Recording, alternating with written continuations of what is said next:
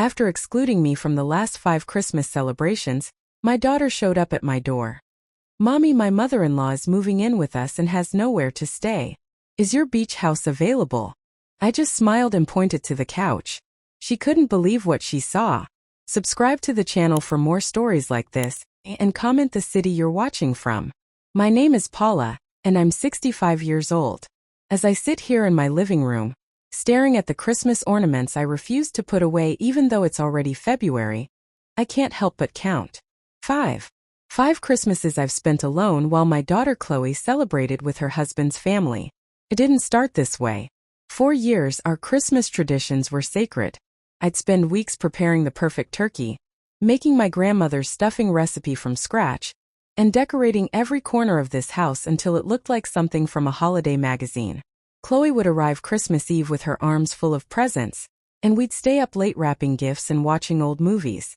Christmas morning meant pancakes shaped like snowmen and opening presents by the fireplace. But everything changed when she married Derek 5 years ago. The first Christmas after their wedding, Chloe called me 3 days before the holiday. Her voice had that apologetic tone I'd learned to recognize all too well. "Mom, Derek's family is expecting us at their place this year. His grandmother is getting older, and they want everyone together." I swallowed the disappointment that rose in my throat. "Of course, honey. Family is important. Maybe we can do something the day after? Or New Year's?" We never did. The second year, she didn't even call until Christmas Day. "Mom, I'm so sorry. Derek's sister flew in unexpectedly, and his mom planned this whole thing. I couldn't just leave."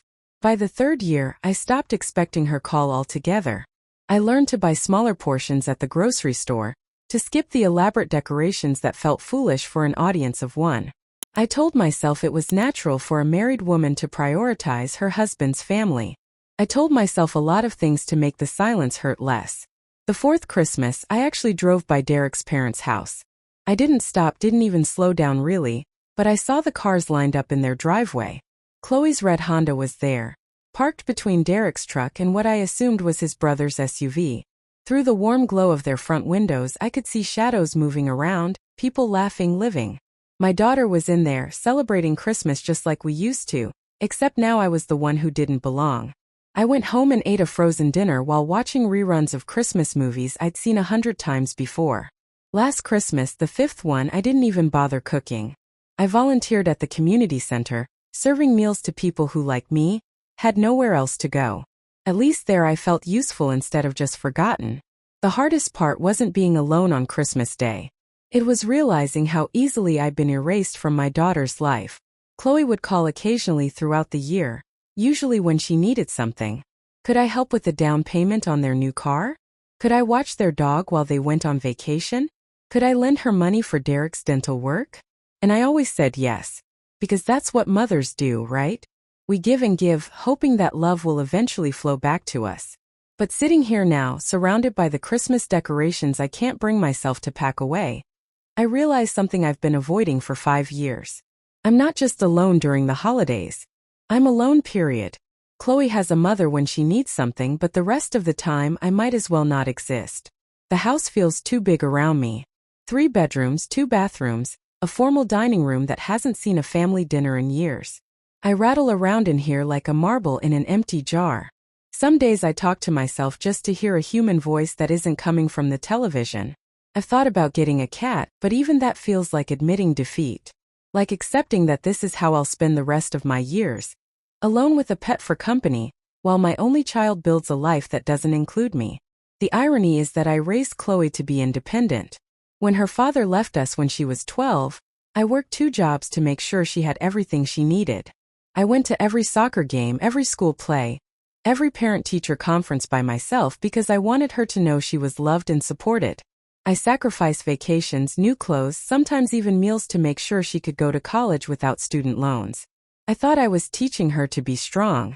Instead, I apparently taught her that I didn't matter. The silence in this house has become deafening. Sometimes I find myself listening for the phone to ring, for a text message, for any sign that my daughter remembers I exist. The silence has weight now, pressing down on my chest until some days I can barely breathe. I used to have friends, other mothers from Chloe's school activities, neighbors I'd chat with over the fence. But as the years passed and their children grew up and moved away, we all sort of drifted apart. They were busy with grandchildren and retirement plans, and I was here, waiting for a daughter who never came. Tonight, as I sit in this too-quiet house with my Christmas tree still twinkling in the corner like a monument to better times, I can't shake the feeling that something has to change. I can't keep living like this, suspended in time, waiting for scraps of attention from someone who clearly doesn't miss me the way I miss her. But I have no idea what that change might look like, or if I'm even brave enough to make it. Tomorrow is another day of this same routine. I'll water my plants, check the mail, maybe go to the grocery store just to have human contact with the cashier. I'll come home to this empty house and try not to count how many days it's been since I last heard from Chloe. I never imagined my life would look like this at 65. I thought I'd be the grandmother making cookies with little ones, the mother-in-law who was included in family plans.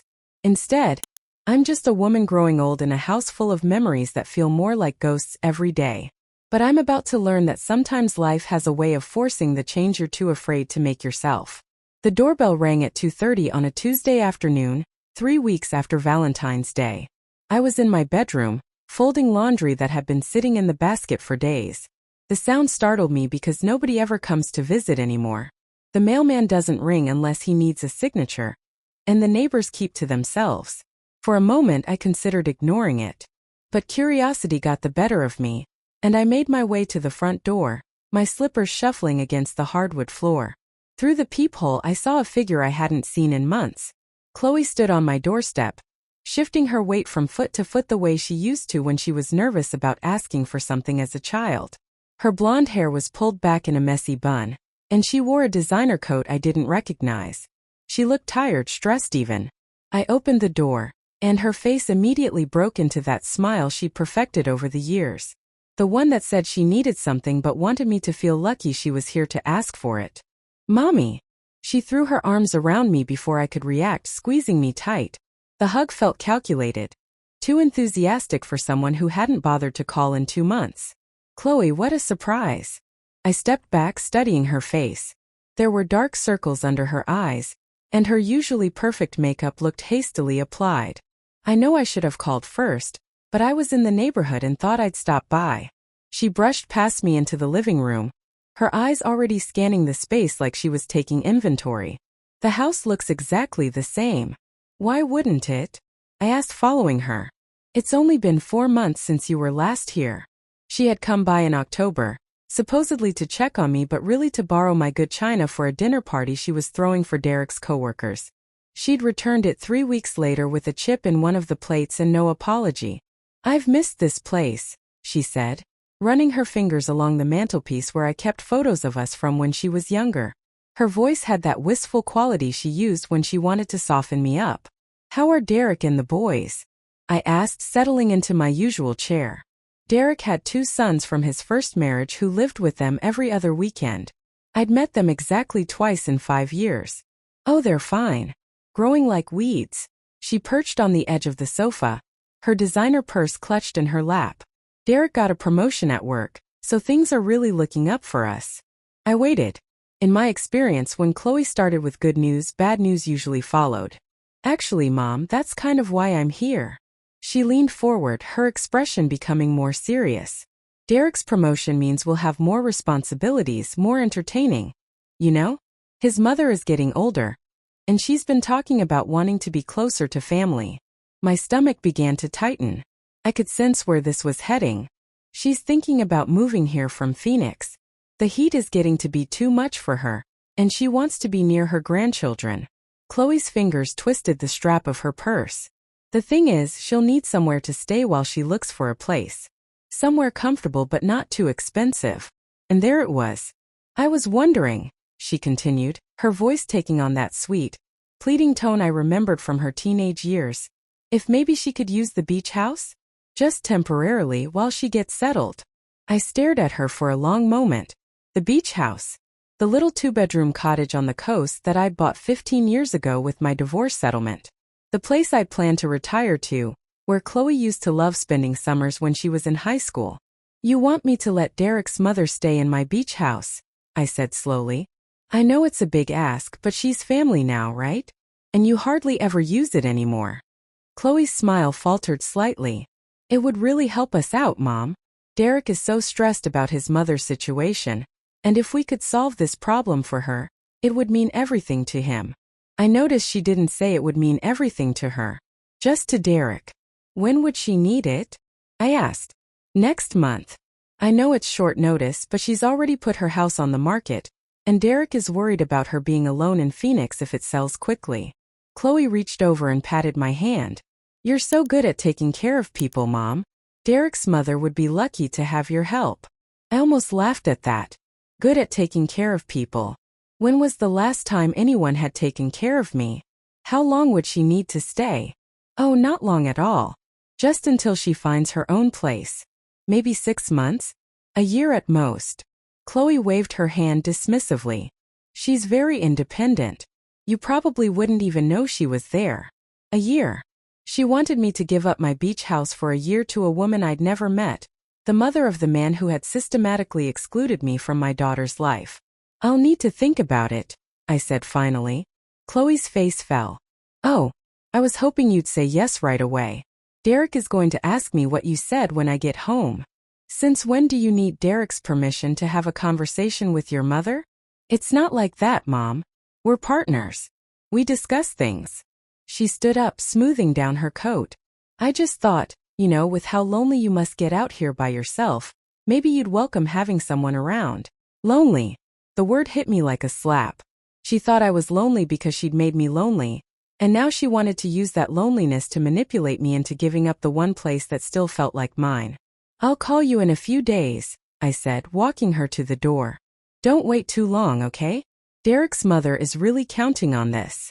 She kissed my cheek, the same calculated gesture as the hug. I love you, Mommy.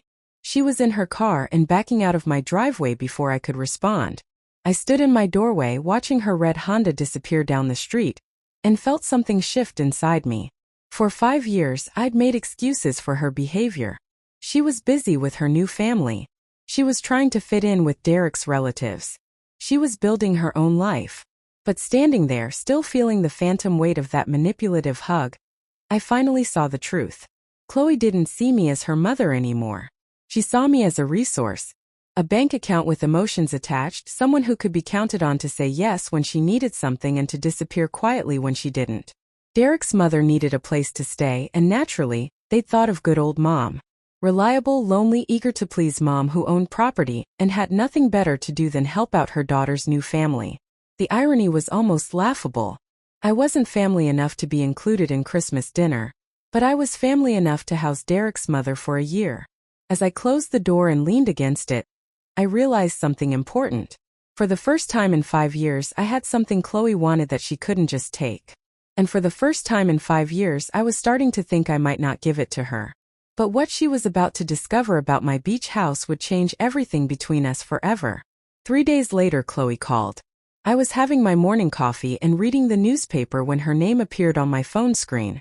I let it ring twice before answering, something I'd never done before. Hi, Mom. I hope I'm not calling too early.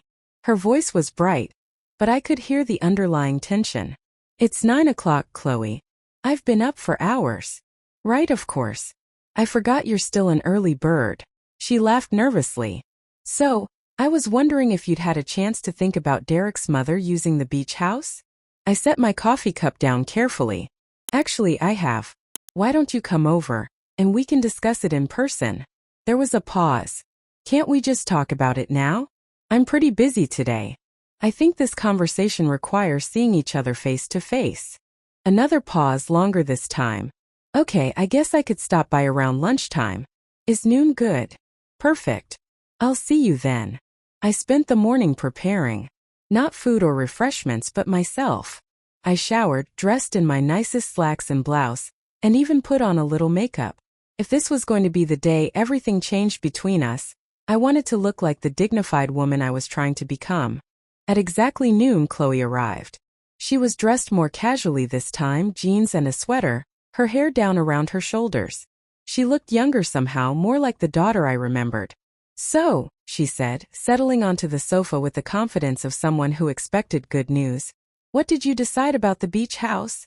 Instead of answering, I walked over to the living room closet and pulled out the small suitcase I kept there. It was old, battered from years of use, with a broken wheel that made it tilt to one side. "Mom, what's that for?" Chloe asked, her brow furrowing. "Come with me," I said, carrying the suitcase toward my bedroom. "I want to show you something." She followed me, confusion clear on her face. When we reached my bedroom, I set the suitcase down on my bed and gestured toward the corner where I'd set up a makeshift sleeping area. "This is where I sleep now," I said simply. Chloe stared at the narrow sofa bed I'd moved from the guest room, the small nightstand beside it with my reading glasses and medications, the pile of pillows that never quite made the lumpy mattress comfortable. "I don't understand. Why aren't you sleeping in your bed?" I looked at my actual bed, the queen-sized one I'd shared with her father for 15 years and slept in alone for 10 years after that. Now it was covered with fabric samples, sewing patterns, and a half-finished quilt. Because I converted this room into my workspace. I needed the space more than I needed a comfortable bed. Workspace for what? I walked over to the sewing machine I'd set up on what used to be my dresser. Beside it were stacks of finished alterations, clothing repairs, and custom pieces I'd been working on. I started a small alteration business about 2 years ago. Mrs. Chun down the street needed her late husband's suits taken in, and word spread from there. "It's not much, but it helps with the bills." Chloe was staring at me like I'd sprouted a second head. "Bills? Mom, what bills? You own this house outright." "Sit down, honey." She perched on the edge of the sofa bed, her hands clasped tightly in her lap. I could see the wheels turning in her mind, trying to process what she was seeing. "I need to tell you about the beach house," I said, settling beside her. "About why Derek's mother can't stay there." "Is someone already using it?" "No, Chloe. There's no one using it because I don't have it anymore." The words hung in the air between us. I watched as the meaning slowly dawned on her face. "What do you mean you don't have it anymore?" "I sold it 2 years ago." Her mouth opened, then closed, then opened again. "You sold the beach house? But why?" I got up and retrieved a folder from my dresser drawer. Inside were medical bills, insurance statements, and receipts I'd been keeping meticulously for the past 3 years. "I was diagnosed with breast cancer 3 years ago," I said, handing her the folder. The color drained from her face. "Cancer? Mom, why didn't you tell me? When would I have told you? During one of our 5-minute phone calls where you asked for money? Or maybe at one of the Christmas dinners I wasn't invited to?" She flinched as if I'd slapped her. "That's not fair. Isn't it?" I sat back down, my hands folded in my lap. "Chloe, I went through 6 months of chemotherapy and radiation treatments completely alone. I drove myself to every appointment because I didn't want to burden anyone. I held my own hand during the scary moments because there was no one else there to hold it." Tears were starting to form in her eyes, but I couldn't stop now. The dam had broken, and 3 years of silence was pouring out. The insurance covered most of the treatment, but not all of it. There were experimental drugs my doctor wanted to try, specialists who weren't in my network, travel expenses for second opinions. The deductibles alone nearly wiped out my savings. I pulled out a specific document and handed it to her. "This is the sale agreement for the beach house. I got $230,000 for it. Every penny went to medical expenses and the debt I'd accumulated while I was too sick to work." Chloe stared at the document, her hands shaking. "I had no idea. Why didn't you call me?" "I did call you. Multiple times. But you were always busy with Derek's family obligations or work events or the boys' activities. You kept promising to call me back, but you never did. After a while I stopped trying." She looked up from the papers, tears now flowing freely down her cheeks. "But I would have helped. If I'd known you were sick, I would have been there." "Would you have?" I asked gently. "Or would you have found a way to make it about Derek's needs, or the boys' schedules, or how hard it was for you to deal with a sick mother?" She opened her mouth to protest, but nothing came out. We both knew the answer. "I remember one phone call in particular," I continued. "It was the day before my first chemotherapy session. I was terrified and I called you because I needed to hear your voice. You were at Derek's nephew's birthday party, and you said you'd call me back that evening. You never did. Mom, I'm so sorry. I must have forgotten." "I know you forgot. That was the problem. I was fighting for my life, and I wasn't even important enough to remember. The silence stretched between us, heavy with years of accumulated hurt. Chloe wiped her eyes with the back of her hand, smearing her mascara. Are you okay now? The cancer, I mean. I'm in remission.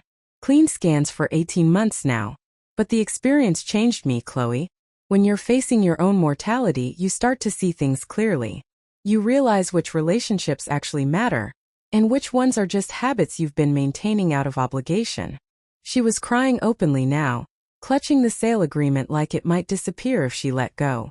I can't believe you went through all of that alone. I'm such a terrible daughter. You're not terrible, I said, though my voice was steadier than I felt. You're just someone who got so wrapped up in your new life that you forgot about your old one. It happens. People grow apart. But you're my mother. I should have been there. Yes, I agreed quietly. You should have been. The weight of that simple acknowledgement seemed to hit her like a physical blow. She doubled over, sobbing into her hands. I'm so sorry, Mom. I'm so sorry. I wanted to comfort her, to tell her it was okay, to fall back into the old pattern of making her feel better when she was upset. But I couldn't, because it wasn't okay, and pretending it was would just perpetuate the cycle that had brought us to this moment. Instead, I sat quietly beside her while she cried, processing the magnitude of what she'd missed and what we'd both lost in the years of distance between us. But there was still more she needed to know. And what I was about to tell her would complete the picture of just how thoroughly her absence had reshaped my life. Chloe's sobs gradually subsided into quiet sniffles. She sat hunched over on my makeshift bed, tissues scattered around her like fallen leaves. When she finally looked up, her eyes were red and swollen, her face blotchy from crying. I don't know what to say, she whispered. I don't know how to fix this. Maybe it can't be fixed, I said, the words coming out more matter-of-factly than I intended. Maybe we just need to accept what it is now. She flinched. What do you mean? I stood up and walked to the window, looking out at the garden I'd been tending alone for years. The roses I'd planted when she was in high school were blooming again, their pink petals bright against the morning sun. Chloe, for the past 5 years, you've treated me like a convenience store. You show up when you need something, take what you want, and leave. You don't ask about my life, my health, my feelings. You don't include me in your celebrations or your milestones. I exist in your world only when I'm useful. That's not true, she protested, but her voice lacked conviction. I turned back to face her. When was the last time you called me just to talk? When was the last time you asked how I was doing and actually waited for an answer? When was the last time you invited me to anything that wasn't a burden for you to organize? She opened her mouth, then closed it again. We both knew she couldn't answer those questions. I tried for so long to be the perfect mother, I continued.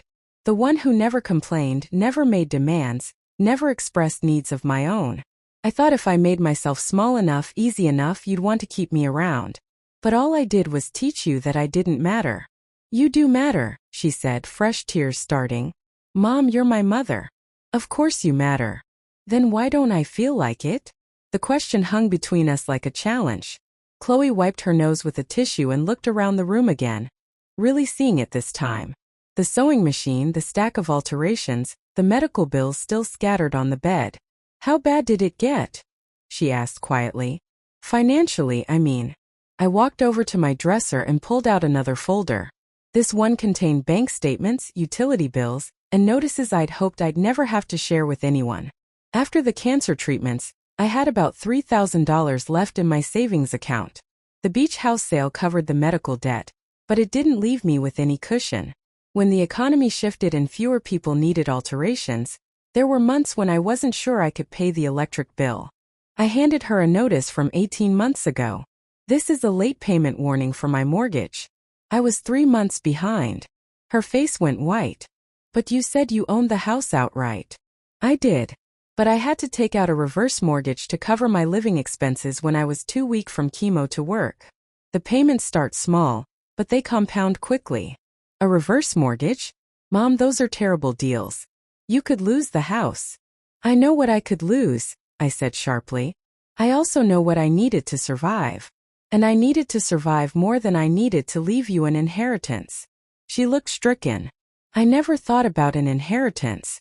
I just assumed. You assumed I'd always be here, always be stable, always be available when you needed something. You never considered that I might be struggling because why would you? I never told you. I sat back down beside her, feeling suddenly exhausted. The weight of carrying these secrets for so long was finally taking its toll. There's something else you need to know, I said. About why I couldn't ask you for help, even when things got really bad. She looked at me expectantly, tissues clutched in her fists. Do you remember 3 years ago, right before I was diagnosed? You called me because Derek had lost his job, and you were worried about making your mortgage payment. Her face went even paler. Yes. You asked me for $15,000. You said it was just temporary until Derek found something new. You promised you'd pay me back within 6 months. I remember, she whispered. I gave it to you. I emptied my emergency fund because my daughter needed help, and that's what mothers do. Derek found a new job 2 months later, a better one than he'd had before. Chloe was staring at me with growing horror, because she could see where this was going. You never paid me back. Not a penny. And when I got sick and started accumulating medical bills, I couldn't bring myself to ask you for my own money back because I was afraid you'd see it as me being petty or greedy. Oh God, she breathed. Oh God, Mom, that money would have covered my out-of-pocket medical expenses. I wouldn't have had to sell the beach house. I wouldn't have had to take out a reverse mortgage. I could have gotten through my cancer treatment without destroying my financial security. She was crying again, but these were different tears. These were tears of shame and recognition. I completely forgot about that loan, she admitted. After Derek started working again and things got better for us, it slipped my mind. It slipped your mind, I repeated. $15,000 slipped your mind. We bought the new furniture for the living room around that time, and then Derek's mother visited for 3 weeks, and the boys needed school clothes. She trailed off, realizing how her excuses sounded. You spent the money you owed me on furniture and clothes while I was selling my house to pay for cancer treatment. I didn't know you were sick, she said desperately. If I'd known. You didn't know because you didn't ask. You didn't call. You didn't visit. You were too busy with your new life to notice that your mother was falling apart. The silence that followed was deafening. Chloe sat staring at the floor, shoulders shaking with quiet sobs. I felt empty, hollowed out by finally speaking truths I'd kept buried for so long. What do you want me to do? She asked finally, her voice barely audible. I want you to understand something, I said. For years I believed that being a good mother meant sacrificing everything for your happiness. I thought if I just loved you enough, supported you enough, gave you enough, you'd naturally want to include me in your life. I stood up and began gathering the scattered papers. But I was wrong. All I did was teach you that my love was free and my needs were irrelevant. I created this dynamic between us. So what happens now? I looked at my daughter, this woman I'd raised who had become a stranger to me. She looked small sitting on my makeshift bed, surrounded by the evidence of how thoroughly she'd failed me. Now you go home to Derek and his mother and figure out where she's going to live. Because it won't be in a beach house I don't own. With help from a mother you've forgotten you have. Mom, please. Tell me how to fix this. I walked to the bedroom door and paused. Some things can't be fixed, Chloe. They can only be ended or started over completely. And I'm not sure which one I want yet. What does that mean? I turned to look at her one last time, sitting in the wreckage of our relationship surrounded by the evidence of my struggle and her absence. It means you need to decide what kind of daughter you want to be going forward. Because the kind of mother I've been up until now? She's gone. And with that, I left her sitting in my bedroom, finally understanding the full cost of taking a mother's love for granted. But I wasn't done yet. There was one more truth she needed to hear. One that would change everything between us forever. I left Chloe in my bedroom and went to make myself a cup of tea. My hands were shaking as I filled the kettle, not from nervousness but from the relief of finally speaking my truth. I could hear her moving around in the other room, probably trying to process everything I'd told her. When she finally emerged, her face was puffy and streaked with mascara. She tried to clean herself up, but the evidence of her breakdown was still written all over her face. Mom, I need to ask you something, she said, standing awkwardly in the kitchen doorway. I nodded, continuing to prepare my tea. When you were going through treatment, were you scared you might die? The question caught me off guard. I'd expected her to ask about the money, or try to make more excuses, or demand to know how to fix things. I hadn't expected her to ask about my mortality. Every day, I answered honestly, especially at night when I was lying on that uncomfortable sofa bed, listening to the house creak and feeling so alone I could barely breathe. She wrapped her arms around herself. I should have been there. Yes, you should have. But you weren't, and I survived anyway. I learned I was stronger than I thought. What if you hadn't survived? What if? Her voice broke. What if you died, and the last real conversation we'd had was me asking you for money? I poured the hot water over my tea bag and watched the steam rise. That thought occurred to me too. During some of my darkest moments, I wondered if you'd even come to my funeral. Of course I would have come to your funeral. Would you? Or would Derek's family have had some obligation that took priority? She opened her mouth to protest, then closed it again. We both knew the answer wasn't as certain as she wanted it to be. Sit down, Chloe. There's something else you need to know. She sat heavily at my small kitchen table, the same one where I'd helped her with homework for years, where we'd eaten countless breakfasts together before school, where I'd comforted her through her first heartbreak. When I thought I might not survive the cancer, I had to make some difficult decisions about my affairs. I went to the kitchen drawer where I kept important documents and pulled out a manila envelope. I updated my will, I said, setting it on the table between us. Her eyes fixed on the envelope like it was a snake that might strike. Okay. The original will left everything to you. This house, whatever savings I had, my life insurance policy, everything. You were my only child, my only family. It seemed natural. And now, I sat down across from her, my teacup warming my hands. Now the will leaves everything to the American Cancer Society. The color drained from her face completely. Everything. Everything. The house will be sold, and the proceeds will go to fund research and support programs for cancer patients who don't have family to help them through treatment. She stared at me in shock. You're leaving me nothing? What did you leave me, Chloe? For 5 years you've left me with nothing. No relationship, no support, no consideration. You've treated me like I was already dead, so I decided to make it official. But I'm your daughter. Are you? I asked calmly. Because daughters call their mothers. Daughters include their mothers in their lives. Daughters don't borrow $15,000 and forget to pay it back while their mothers are fighting cancer alone. She was crying again, but I felt oddly detached from her tears. They'd lost their power to manipulate me. When did you change it? She asked. 6 months ago. Right after what would have been my 6th Christmas alone. I realized I was holding on to hope for a relationship that only existed in my memory. 6 months ago? But that means... She was doing the math in her head. That means you already knew you weren't leaving me anything when I came here asking about the beach house. That's right. So when I asked you to let Derek's mother use it, you knew I had no idea how bad things had gotten for you. You knew I still thought you were financially stable. You were testing me. I sipped my tea, considering her words. I suppose I was. I wanted to see if you'd ask about my life, my health, my well-being.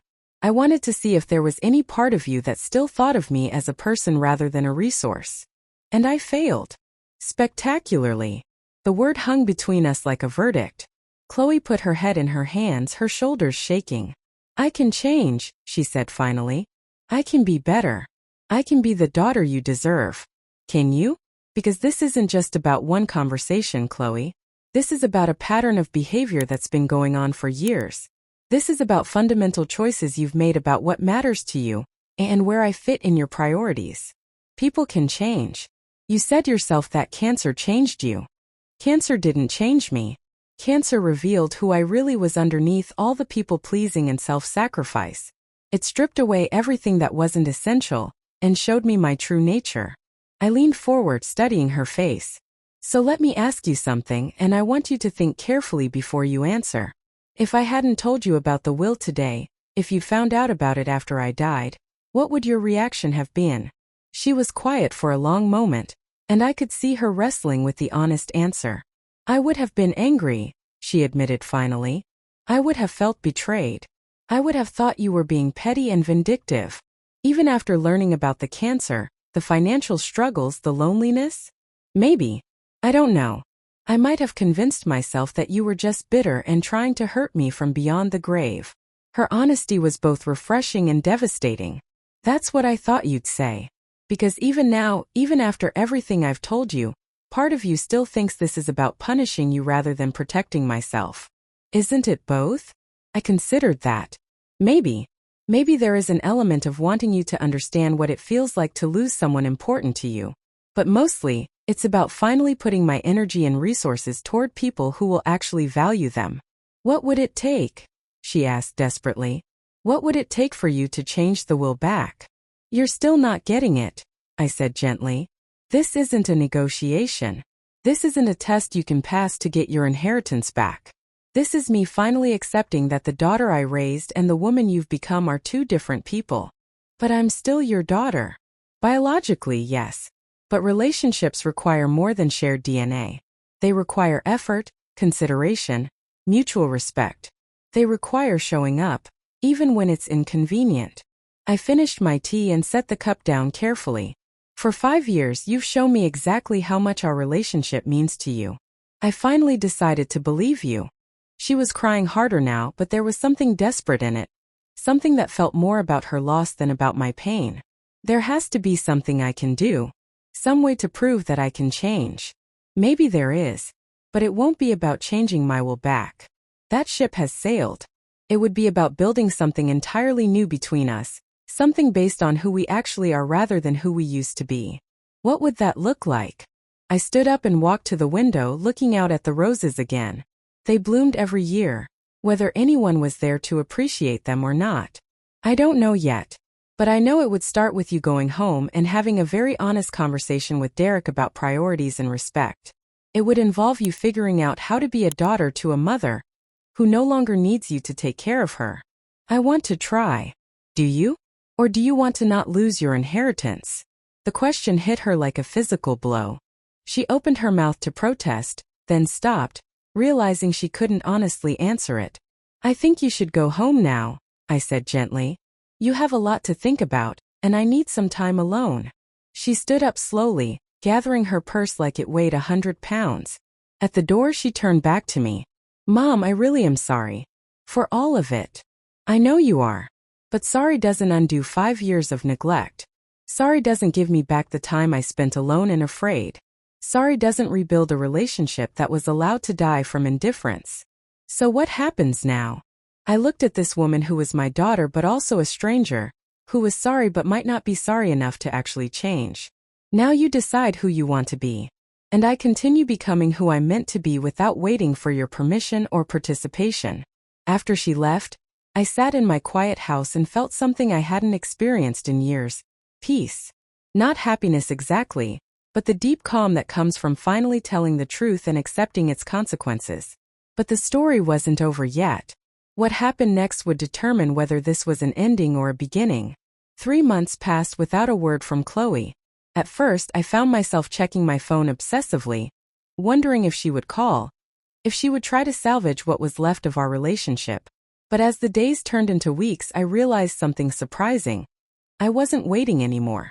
For the first time in years, I wasn't organizing my life around the possibility of Chloe's needs or visits. I wasn't keeping my schedule flexible in case she called. I wasn't saving money in case she had an emergency.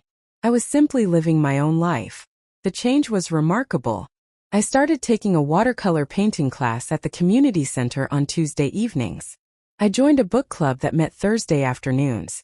I began volunteering at the animal shelter on weekends, walking dogs and socializing cats who needed human contact. My calendar was fuller than it had been in years, but filled with things I actually wanted to do. Mrs. Chun, my neighbor who had become my first alteration customer, noticed the difference immediately. Paula, you look younger, she said one afternoon when she stopped by to pick up her husband's suits that I'd taken in. What's your secret? I stopped waiting for my life to begin, I told her. She nodded knowingly. My daughter lives in Portland. Used to call every day. Then got married and had babies. Now I'm lucky if I hear from her once a month. First I was sad. Then I realized I had forgotten how to be happy without her approval. It was exactly that. I had forgotten how to be happy without Chloe's approval, without her presence, without the hope that someday she would see me as essential to her life again. On a Tuesday evening in late May, I was cleaning my brushes after painting class when my phone rang. Chloe's name appeared on the screen, and for the first time in months I felt nothing. No anxiety, no hope, no dread. Just mild curiosity about what she might want. "Hi, Chloe." "Mom." Her voice was different somehow, smaller than I remembered. "How are you?" "I'm fine. How are you?" I've been thinking about everything you said. About the kind of daughter I've been." I didn't respond immediately. I'd learned the value of silence in conversations with my daughter. "Derek and I have been going to couples counseling," she continued. "Not because we're having problems, but because I realized I didn't know how to have healthy relationships. The therapist has been helping me understand some things about myself." "That's good," I said neutrally. "I want to ask you something, and I want you to be completely honest with me." "Okay. Do you think it's too late for us? For me to learn how to be a real daughter to you?" I considered the question carefully. 3 months ago, I would have rushed to reassure her, to tell her it was never too late, that I would always be there waiting for her to come back to me. But I wasn't that woman anymore. "I think," I said slowly, "that it's too late for us to go back to what we were. But I don't know if it's too late for us to become something different." "What would different look like?" "It would look like you accepting that I've changed. That I'm not the mother who sacrifices everything for her child's happiness anymore. It would look like you understanding that I have my own life now, my own friends, my own schedule, my own priorities." I could accept that. Could you? Because it would mean that I wouldn't always be available when you need something. It would mean that your emergencies wouldn't automatically become my emergencies. It would mean that I might say no to requests that I would have said yes to before. There was a long pause. "That's going to be hard for me." "I know. But it's necessary for me." "What about holidays? Would you want to spend holidays together again?" The question pierced through my careful composure. Despite everything, the holidays were still the deepest wound. "I don't know," I answered honestly. "I've built new traditions for myself. I volunteer at the community center on Christmas Day now, serving meals to people who are alone. It's become meaningful to me in a way that family obligations never were." "But what if I wanted to volunteer with you?" I was quiet for a moment, picturing Chloe in the community center kitchen, wearing an apron and serving food to strangers. It was hard to imagine, but not impossible. "Then you'd have to commit to the full day. Not just show up for an hour and leave when Derek's family wants you. You'd have to understand that it's not about us spending time together. It's about serving people who need help." I could do that. Could you? Even if Derek's mother wants you at her house? Even if his family has their own plans? Another long pause. "I'm learning to set boundaries with Derek's family. It's been difficult. But I'm learning." I heard something in her voice that I hadn't heard before. Not the desperation of someone trying to get what she wanted, but the exhaustion of someone doing hard work on herself. "Chloe, can I ask you something?" "Of course." "Why now? Why are you calling me now, after 3 months of silence?" She sighed deeply. "Because Derek's mother did move here. She's been staying with us for 2 months, and it's been a nightmare. She's critical, demanding, and she treats our house like her personal hotel. She makes comments about my cooking, my housekeeping, my parenting of Derek's boys." I waited for her to continue. "Last week, she said something about how ungrateful children abandon their parents when they get inconvenient. She was talking about her ex-daughter-in-law, but I realized she could have been talking about me. About what I did to you. And how did that make you feel?" Like I was exactly the kind of person I always said I'd never become. Derek keeps making excuses for her behavior, saying we have to be patient because she's adjusting to a new place. And I kept thinking about how you never made excuses for me. You just quietly absorbed whatever I threw at you. She was crying now, but quietly, without the dramatic sobs I remembered from our last conversation. I called my therapist after that conversation, and I asked her what I should do about my mother. And she said something that stopped me cold. "What did she say?" She said, "What mother?" When I explained about you, about our relationship, she said it sounded like I didn't have a mother, I had a bank account that occasionally asked for basic human acknowledgement. The words hit me like a physical blow, even though they were accurate. She was right, Chloe continued. I reduced you to a function instead of treating you like a person. And now Derek's mother is treating me the same way, and I finally understand how horrible it feels. I sat down heavily in my kitchen chair. I'm sorry you're going through that. No, don't be sorry. I needed to experience it. I needed to understand what I put you through. We sat in silence for a moment, the weight of years of misunderstanding settling between us. Mom, I know you changed your will. I know you don't owe me anything anymore. But I want to ask for something anyway. What? I want to ask for the chance to earn a relationship with you. Not as your beneficiary. Not as someone who expects you to take care of me. But as someone who wants to know who you are now. I looked around my small kitchen, at the watercolor paintings I'd hung on the walls, at the books from my book club stacked on the counter, at the photos of the shelter dogs I'd grown attached to. That would mean accepting that I'm happy without you, I said. It would mean understanding that I don't need you in my life anymore. I want you in it. There's a difference. I'm starting to understand that difference. And it would mean proving over time that you've actually changed, not just apologizing and expecting things to go back to normal. I know. I'm prepared for that. Are you? Because it might take years to rebuild trust. It might take years for me to believe that this time is different. I'm prepared for that too. I thought about the woman I'd become over the past 3 months. Stronger, more independent, more selective about where I invested my emotional energy. I thought about the woman Chloe was claiming she wanted to become. If we were going to try this, I said carefully, it would start small. Maybe coffee once a month. Maybe a phone call where you ask about my life and actually listen to the answer. I would like that. And it would mean accepting that I might never change my will back. That our relationship going forward can't be contingent on what you think you deserve from me. I understand. Do you? Because this isn't about rehabilitation, Chloe. This isn't about earning your way back into my good graces. This is about 2 adults choosing to build a connection based on mutual respect and genuine interest in each other's lives. That's what I want.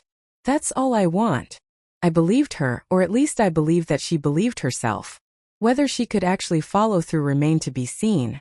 There's something else you should know, I said. I'm happy now. Really happy, maybe for the first time in years. I have friends, activities, purposes that have nothing to do with being your mother. I won't give that up to go back to the way things were. I wouldn't want you to. I want to meet the person you've become. 3 months ago, those words would have filled me with hope and relief. Now they filled me with cautious interest. I was no longer desperate for my daughter's love. I was open to it, but I didn't need it to survive. We could start with coffee, I said finally. Next Saturday at 10 a.m., at the cafe downtown. 1 hour. I'll be there. And Chloe? This isn't about forgiveness.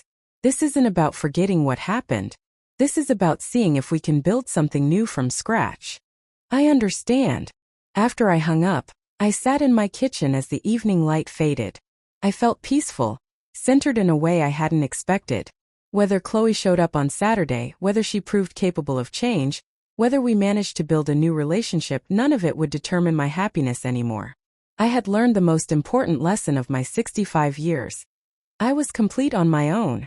Everything else was just extra. And that, I realized, was exactly the foundation that any healthy relationship would need to begin.